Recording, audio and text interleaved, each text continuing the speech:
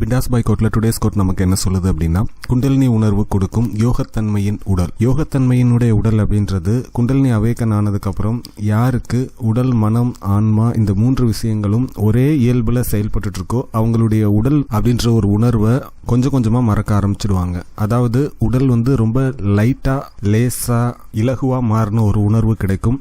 பசி இருக்காது, அளவுக்கு அதிகமா சாப்பாட்டு மேல ஆர்வம் இருக்காது, தேவையில்லாத சாப்பாடுகள் பிடிக்கவே பிடிக்காது, அதை பார்த்தாலே தள்ளி போகக்கூடிய ஒரு மனநிலை நமக்குள்ள உருவாகும். தியானத்துல அமரும் போது உடல் இருக்கு அப்படின்ற ஒரு உணர்வு நிலை ரொம்ப சீக்கிரம் நமக்கு மறந்து போயிடும். ஸோ இந்த மாதிரியான உணர்வு நிலை அனுபவங்களை நீங்க பெற்றுட்டு இருக்கீங்க அப்படின்னா உங்களுடைய உடல் யோகத்தன்மையினுடைய உடலா மாறிட்டு இருக்குன்னு அர்த்தம். யோகத்தன்மை அப்படின்றது அந்த மூன்று விஷயங்கள் இணையக்கூடியது: உடல், மனம், ஆன்மா. யோகத்தன்மை அதிகமாக வெளிப்படுத்தும் போது உடல் எடை குறைந்து அல்லது மெலிந்து ஒரு ஒடுக்கமான தேகத்தை பெறுறதுக்கான வாய்ப்பு உண்டு. அதே வேளையில உடல்ல பவர், ஸ்ட்ரென்த் அப்படின்றது குறையாது. டயர்ட்னஸ் ஃபீலிங் ஆகவே ஆகாது. தூங்கினாலும் சரி, தூங்கலனாலும் சரி, சாப்பிட்டாலும் சரி, சாப்பிடலனாலும் சரி, உடலுக்கு தேவையான எனர்ஜி உடலுக்குள்ள இருந்துகிட்டே இருக்கும். சாப்பிட்டதுக்கு அப்புறமும் சாப்பிட்றதுக்கு முன்னாடியும் வயிறு பகுதியில் ஹெவியான ஒரு ஃபீலிங் இருக்காது. நார்மலாக நம்ம சாப்பிட்டோம் அப்படின்னா வயிறு ஃபுல்லா ஒரு மாதிரி லோடான ஃபீலிங் இருக்கும். ஸோ இவங்களுக்கு அந்த மாதிரியான ஃபீலிங் இருக்கவே இருக்காது. யோகத்தன்மையினுடைய உடலை உணர்றவங்களுக்கு நோய் எதிர்ப்பு சக்தி அப்படின்றது அதிகமாக இருக்கும். அவ்வளோ சீக்கிரம் எந்த ஒரு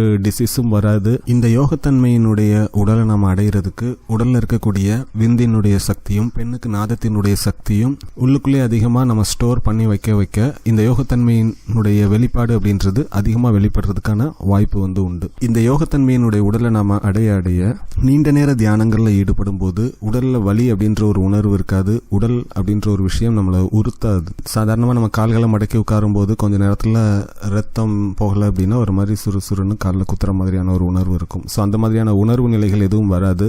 ஈஸியா அவுட் ஆஃப் பாடி எக்ஸ்பீரியன்ஸ் அப்படின்ற ஒரு விஷயத்தை நம்ம உணர முடியும். நம்ம உடலுக்குள்ளேயே இன்னொரு உடல் இருக்கக்கூடிய ஒரு உணர்வையும் நம்ம தியானத்தில் பெற முடியும். இந்த பிசிக்கல் பாடி கூட இருக்கக்கூடிய அட்டாச்மெண்ட்டை நம்மளால ரொம்ப ஈஸியா விட்டுட்டு வெளியில வர முடியும். இந்த உடல் சார்ந்த தேவைகளுக்காக நம்முடைய ஆக்டிவிட்டிஸ் அப்படின்றது செயல்படாது. அதாவது இந்த விஷயம் இருந்தாதான் என்னுடைய உடல் நார்மலா இருக்கும், ஃபேன் ஓடினா தான் என்னால சரியா தூங்க முடியும், இல்ல ஏதாவது ஒரு பாட்டு கேட்டுக்கிட்டே தான் எனக்கு எழுத பிடிக்கும். இந்த மாதிரி சின்ன சின்ன விஷயங்கள் நம்ம செஞ்சுட்டு இருப்போம். அந்த விஷயங்கள் இருந்தால் மட்டும்தான் உடல் செயல்படுறதுக்கான விஷயம் நமக்கு ஈஸியா நடக்கிற மாதிரியான உணர்வு இருக்கும். பட் இந்த யோகத்தன்மையினுடைய உடலை நம்ம அடைய அந்த மாதிரி எந்த ஒரு ரெக்யர்மெண்ட்டும் எக்ஸ்டர்னலா தேவைப்படவே படாது. யோகத்தன்மையினுடைய உடலை நம்ம அடையும் போது நம்ம பக்கத்துல நிக்கிறதுக்கு அதிகமான பேர் ஆசைப்படுறதுக்கான வாய்ப்பு உண்டு. பிகாஸ் நம்ம பாடியில இருந்து வெளிப்படக்கூடிய அந்த வைப்ரேஷன் அப்படின்றது அவங்களுக்கு ஒரு விதமான சேஃபான, கம்ஃபர்டபுளான ஒரு ஃபீலிங்கை கொடுக்கும். என்ன எதுக்கு அப்படின்ற ரீசனே தெரியாம நம்ம அருகில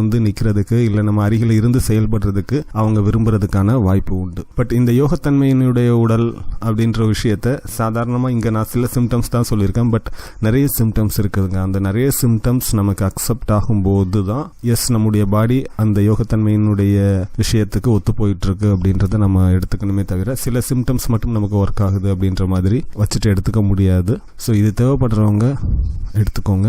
நன்றி.